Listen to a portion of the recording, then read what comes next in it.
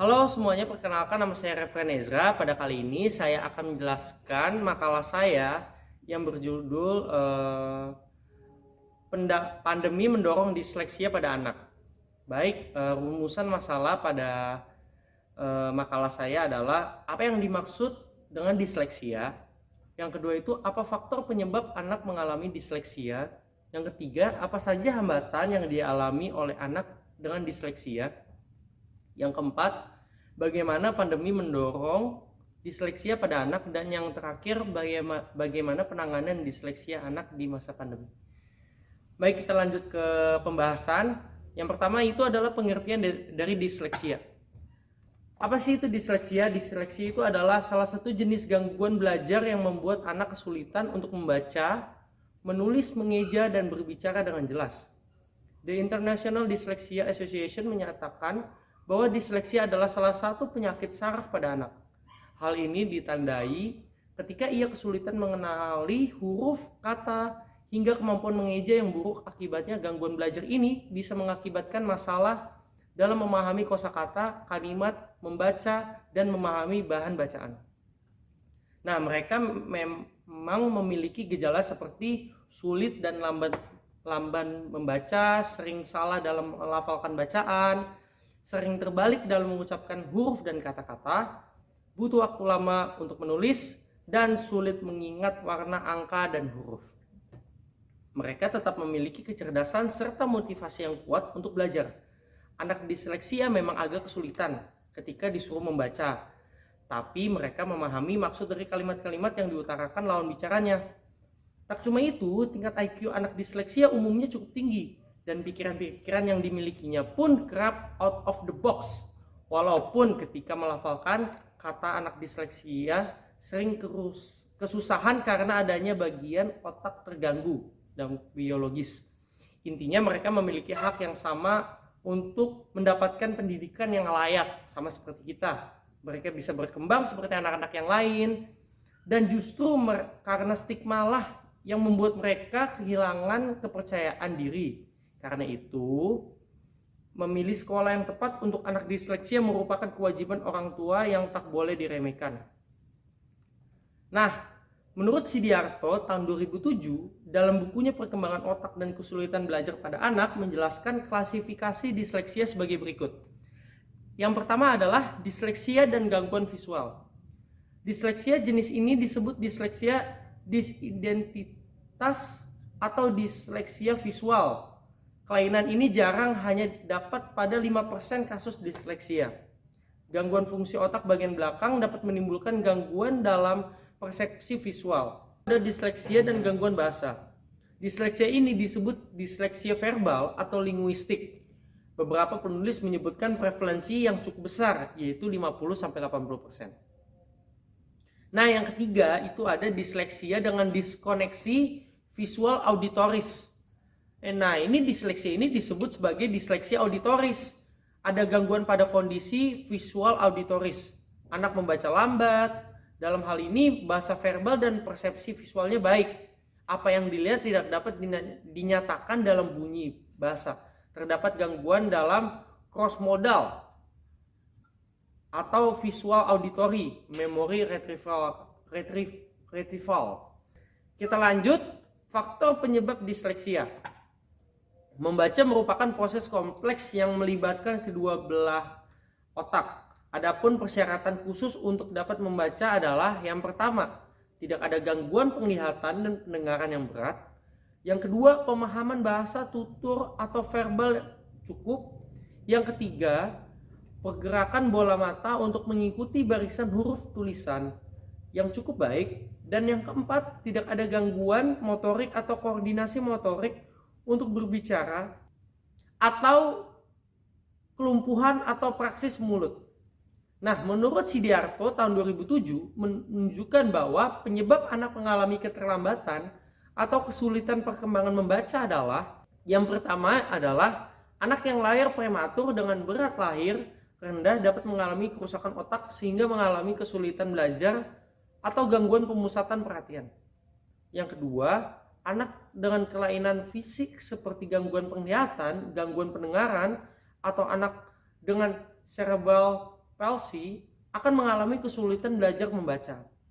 Yang ketiga, anak kurang memahami perintah karena lingkungan yang menggunakan beberapa bahasa bi atau multigunal.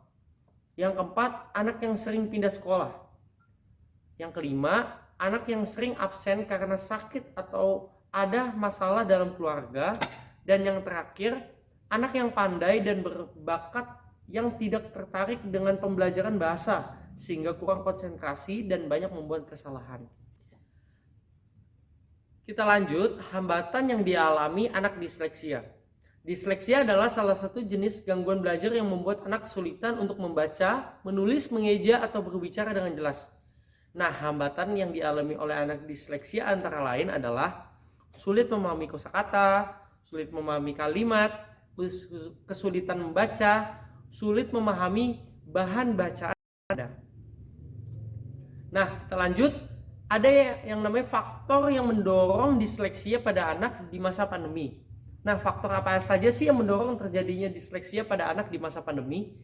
Yang pertama itu sistem pembelajaran di sekolah yang bersifat online. Di masa pandemi ini, pembelajaran di sekolah dilakukan secara online di rumah. Hal ini membuat anak tidak bisa belajar dengan fokus. Kita tahu bahwa anak-anak masih sulit untuk berpikir fokus satu hal. Tetapi karena pembelajaran secara online, anak-anak dipaksa untuk belajar fokus akan satu hal. Nah, yang kedua ada peran orang tua dalam berkomunikasi. Peran orang tua juga menjadi faktor pendorong terjadinya disleksia pada anak di masa pandemi. Hal ini terjadi di saat anak tidak diajak berkomunikasi terus-menerus dan dibiarkan memainkan handphone. Di zaman yang serba digital ini, dari anak muda sampai orang tua pasti tahu memakai handphone. Anak-anak juga demikian. Mereka cenderung lebih memilih bermain handphone ketimbang belajar. Padahal anak-anak perlu diajak berkomunikasi agar anak memiliki banyak kosakata, lancar membaca, dan bisa memahami bahan bacaan yang sudah ada. Dan yang terakhir adalah minimnya membaca pada anak. Jika anak disuruh memilih bermain atau belajar, pasti anak akan memilih bermain. Dan itu adalah hal yang wajar bagi anak. Tetapi ada waktunya anak harus belajar dan membaca. Karena dengan anak belajar dan membaca akan terhindar dari penyakit disleksia. Dengan anak banyak membaca, anak-anak akan memiliki kosakata yang banyak dan mampu memahami kalimat yang dia baca. Dan yang terakhir, ada penanganan disleksia pada anak di masa pandemi. Nah, di sini ada 3. Yang pertama, metode multisensori. Dengan metode yang terintegrasi, di sini anak akan diajarkan mengeja tidak hanya berdasarkan apa yang didengarnya lalu diucapkannya kembali, tapi juga memanfaatkan kemampuan memori visual serta taktil. Dalam prakteknya, mereka diminta menuliskan huruf-huruf di udara dan di lantai membentuk huruf dengan lilin. Yang kedua, ada membangun rasa percaya diri. Gangguan disleksia pada anak-anak sering tidak dipahami dan diketahui dalam lingkungannya, termasuk orang tuanya sendiri. Akibatnya, mereka cenderung dianggap bodoh dan lamban dalam belajar. Karena itu, mereka sering dilecehkan, diejek, ataupun mendapat perlakuan negatif, sementara kesulitan itu bukan disebabkan kemalasan. Nah, yang terakhir ada yang namanya terapi. Saat anak diketahui mengalami gangguan disleksia, patut diberikan terapi sedini mungkin, seperti terapi mengulang dengan penuh kesabaran dan ketekunan untuk membantu si anak mengatasi kesulitannya. Anak-anak yang mengalami disleksia sering merasakan tidak dapat melakukan atau menghasilkan yang terbaik seperti yang mereka inginkan. Nah, oleh sebab itu, guru-guru di sekolah seharusnya bisa melakukan beberapa cara untuk membantu anak-anak tersebut. Seperti menggunakan alat tulis berbagai warna untuk menulis kata yang penting, memberikan waktu istirahat selama 10 menit dari setiap 20 menit belajar, dan memberikan waktu lebih saat menulis dan membaca. Oke, kesimpulan dari makalah saya adalah disleksia merupakan gangguan yang dapat muncul terus-menerus, khususnya di masa pandemi ini.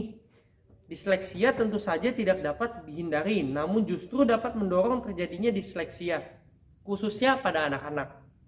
Namun terdapat beberapa cara atau penanganan disleksia pada masa pandemi.